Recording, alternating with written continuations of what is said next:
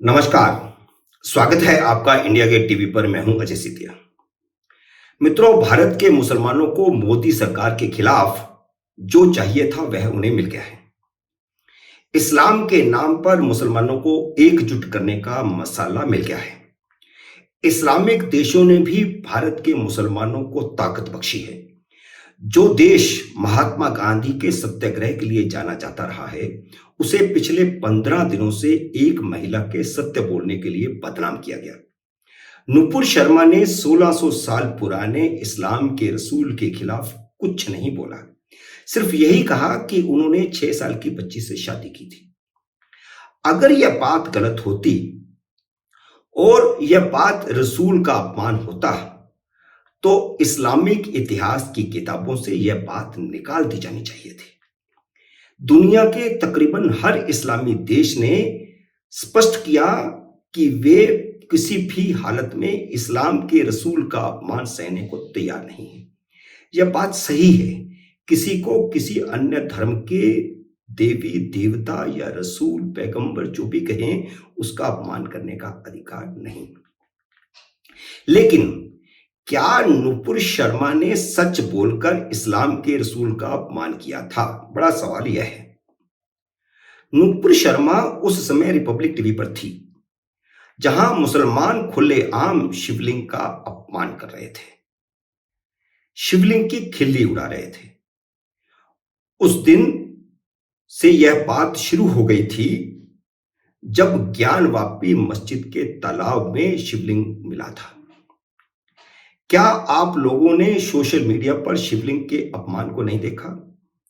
क्या उस समय मुस्लिम युवाओं की तरफ से बनाए गए कार्टून और सोशल मीडिया पर शिवलिंग की पर फब्तियां कसते हुए नहीं देखा? तो ऐसे अनेकों उदाहरण मौजूद हैं जब मुस्लिम युवाओं ने व्हाट्सएप पर, ट्विटर पर और अन्य सोशल मीडिया के साधनों में जाकर हिंदू देवी देवताओं का अपमान किया, शिवलिंग का अपमान किया, शिव का अपमान किया। हिंदुओं ने सालों साल मकबूल फिदा हुसैन की पेंटिंग्स में भी हिंदू देवी देवताओं का अपमान देखा है। देवी देवताओं को नग्न चित्र बनाते हुए मकबूल फिदा हुसैन को देखा है। लेकिन किसी ने सर तन से जुदा का नारा नहीं लगाया। अगर नुपुर शर्मा का कहा हुआ सच नहीं है तो जरूर नुपुर शर्मा ने रसूल का अपमान किया है। उसे इस्लाम के ईश निंदा की सजा मिलनी चाहिए। भले ही भारत में पाकिस्तान की तरह ईश निंदा का कोई कानून नहीं है। और यह कानून क्यों नहीं है? यह सिर्फ इसलिए नहीं है क्योंकि हिंदू बहुत ही सहिष्णु हैं। वह सबको सब तरह की बात कहने करने की इजाजत देता है। अगर नुपुर शर्मा ने सच में रसूल का अपमान किया है तो मैंने कहा कि उनको सजा मिलनी चाहिए। फिर उन सब मुसलमानों को भी हिंदुओं के देवी देवताओं का अपमान करने की सजा मिलनी चाहिए। शिवलिंग के अपमान की सजा मिलनी चाहिए। जिन्होंने सोशल मीडिया पर शिवलिंग का अपमान किया था और इससे पहले भी लगातार करते आ रहे हैं, तरह तरह के बेजा सवाल हिंदू देवी देवताओं के बारे में उठाते आ रहे हैं। फिर अगर नुपुर शर्मा का सर तन से जुदा किया जाना है तो उन हजारों लाखों मुसलमानों का सर भी तन से जुदा किया जाना चाहिए जिन्होंने शिवलिंग के बारे में भद्दी भद्दी टिप्पणियां की। भारत इस्लामिक देश नहीं है जहां ईश निंदा में सर तन से जुदा का कानून हो, जैसा कि पाकिस्तान में है।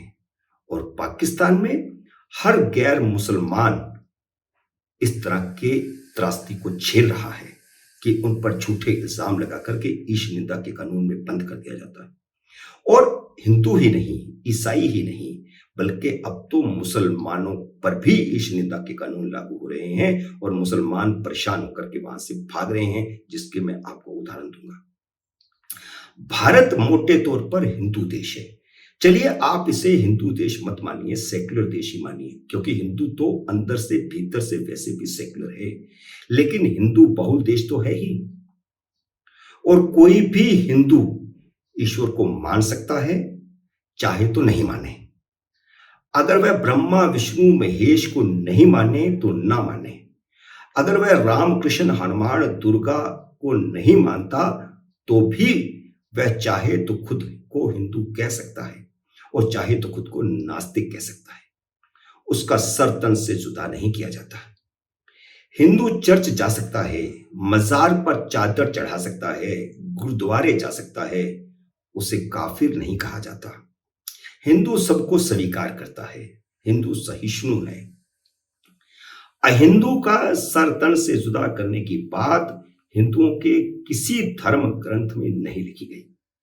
इसलिए किसी शंकराचार्य को कोई फतवा जारी करने का, किसी पोंगा पंडित को कोई फतवा जारी करने का कोई अधिकार नहीं है। मुझे हैरानी है कि भारत की सेक्युलर जमात के मुंह में या तो दही जम गया है या वे सर तन से जुदा करने वाली भीड़ के साथ खड़े होकर नारे लगा रही है।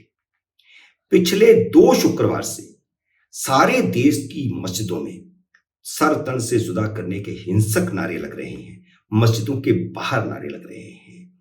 1 दर्जन इस्लामी देशों के दबाव में मोदी सरकार ही नहीं, भाजपा भी भारी दबाव में है।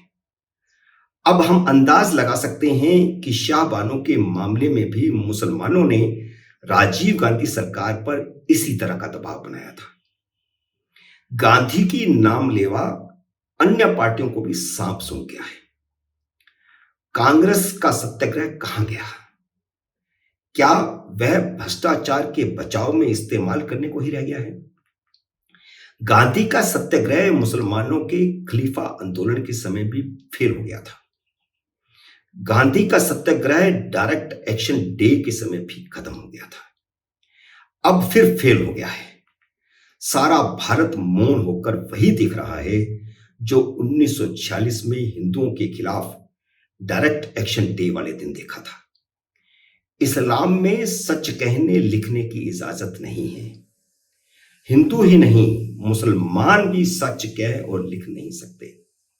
सलमान रश्दी ने सच बोला था तो उसके खिलाफ सर तन से जुदा करने का फतवा जारी हुआ। तस्लीमा नसरीन ने सच बोला था तो उसका सर तन से जुदा करने का फतवा जारी किया गया। सोमालिया की इयान हिरसी अली भी सर तन से जुदा की धमकी के कारण अज्ञातवास भोग रही है। ईरान के अली सीना, पाकिस्तान के तारिक फतेह, इब्र वराक, अनवर शेख मौत के साए में जी रहे हैं। ये सब यूरोप में जाकर के शरण ले चुके हैं, क्योंकि इन बुद्धिजीवी मुसलमानों ने कुरान और हदीसों के कई अंशों पर सवाल उठाए। लेकिन नुपुर शर्मा ने तो कुरान पर कोई सवाल भी नहीं उठाया, हदीसों पर भी कोई सवाल नहीं उठाया। उसने तो रसूल की जिंदगी का सच बोला है। अगर वह सच नहीं है तो मुसलमानों ने अभी तक उस सच को इस्लाम से जुड़ी किताबों से निकाला क्यों नहीं है? सच सुनने की हिम्मत शायद इसलिए नहीं है क्योंकि मुसलमान भी मानते हैं कि सच कड़वा है। लेकिन मुसलमानों की हिंसक मानसिकता के आगे सारी गैर मुस्लिम दुनिया नतमस्तक खड़ी है, भयभीत खड़ी है, डरी हुई है। मुस्लिम देशों ने उस बात के लिए भारत को माफी मांगने के लिए मजबूर किया जो ऐतिहासिक सच थी। मुझे हैरानी तो तब हुई जब पाकिस्तानी मुसलमान से शादी फेल हो जाने के बाद खुद को सिर्फ तवलीन सिंह लिख रही भारत की लेखिका और पत्रकार रसूल के अपमान की बात कह रही है। वह पहले तो ऐसी न थी, लेकिन जब उनके पाकिस्तानी बेटे को विदेश मंत्रालय ने भारतीय मानने से इनकार कर दिया तो उनका सारा सेकुलरिज्म धरा रह गया। वह मुसलमान हो गए। वह लिखती हैं कि रसूल को अपमानित करने के फौरन बाद नुपुर शर्मा के खिलाफ कार्रवाई होनी चाहिए थी। लेकिन पहला सवाल कि नुपुर शर्मा ने अपमान किया क्या?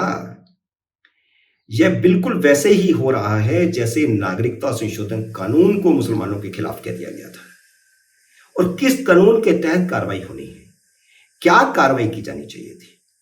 मुझे डर है कि हिंदुओं की असहिष्णुता के खिलाफ आवाज उठाने वाली तवलीन सिंह जैसी सेक्युलर ब्रिगेड भारत के बाल विवाह कानून और संयुक्त राष्ट्र के चाइल्ड राइट्स प्रोटोकॉल को रद्द करने की ही मांग न करते। मित्रों, उम्मीद है मेरा यह वीडियो आपको पसंद आया होगा। एक गंभीर विषय है, सोचने का विषय है। आप इस पर सोचिए और अपने कमेंट कीजिए। अगर आपको मेरा वीडियो पसंद आया, इसे शेयर करिए, लाइक करिए। और अगर आप पहली बार इसे देख रहे हैं तो मेरे YouTube चैनल को सब्सक्राइब कीजिए, घंटे का बटन भी दबाइए ताकि आपको अगले वीडियो की सूचना आए। मेरे अगले वीडियो का करिए इंतजार। तब तक नमस्कार।